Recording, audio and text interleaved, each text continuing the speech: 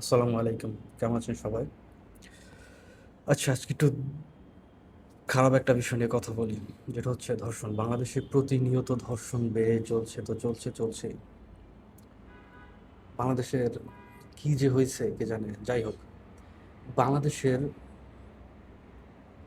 গত ৫০ বছরে ধর্ষণের সংখ্যা রেকর্ডেড, যেগুলো মামলা হয়েছে থানায়, তার সংখ্যা ১,২০,০০০ প্লাস। আর যেগুলোর রেকর্ড নাই বা মামলা করেনি পরিবার থেকে লোকলজ্জার ভয়ে, সেটা হয়তোবা ৩ গুণ ৪ গুণ হতে পারে। ৫ থেকে ৭ লাখ হতে পারে।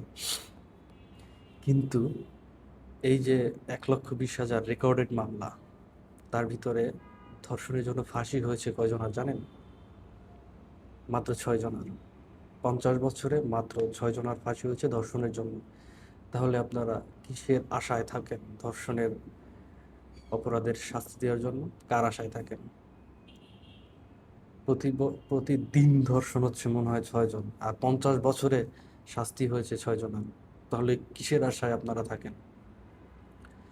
তার থেকে তো মনে হয় যে এই যে ২০২৪-এর পর থেকে ধর্ষককে জনগণ গণধোলাই দিয়েই তো মনে হয় ৭-৮ জন মেরে ফেলছে। ৫০ বছরের শাস্তি ৬ জন, আর ১ বছরে জনগণ গণধোলাই দিয়ে ৬-৭ জন মেরে ফেলছে। তাহলে কারা আগায় আছে?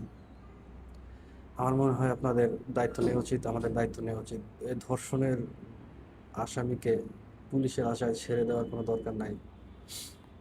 নিজেদের দায়িত্ব নিয়ে নেওয়া উচিত। আর এদেশে হয় কি, খুন করলে কিছুই হয় না, ১ বছর জেল বা ৫ বছর জেল সর্বোচ্চ, এটা কোনো বিষয় না। আর যার যায় সে বুঝে। আপনার মেয়ে ছেলেকে একজন ধর্ষণ করছে, আপনি আইনের আশায় বসে আছেন। এটা হচ্ছে আপনাদের পার্সোনাল বিষয়। আর ধর্ষকের শাস্তি এভাবে না দিলে হবে না। তাহলে ওই যে ৫০ বছরে ৬ জনের ফাঁসি হবে, আর ৫০ বছরে ধর্ষণ হবে কত কোটি ছাড়াই যাবে আমার যা মনে হয়। বর্তমান যেই যে হার ধর্ষণের, তাতে কোটি ছাড়াবে ৫০ বছরে। আর ফাঁসি তো অনেক আগে হয়েছে ৬ জনের। এই বর্তমান যুগে মনে হয় না আর হবে।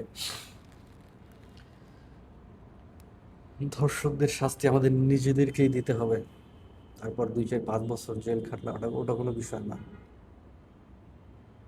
ঠিক আছে, সবাই ভালো থাকেন, আর একটু কেয়ারফুল থাকবেন নিজেদের বাচ্চাদের প্রতি। আল্লাহ হাফেজ।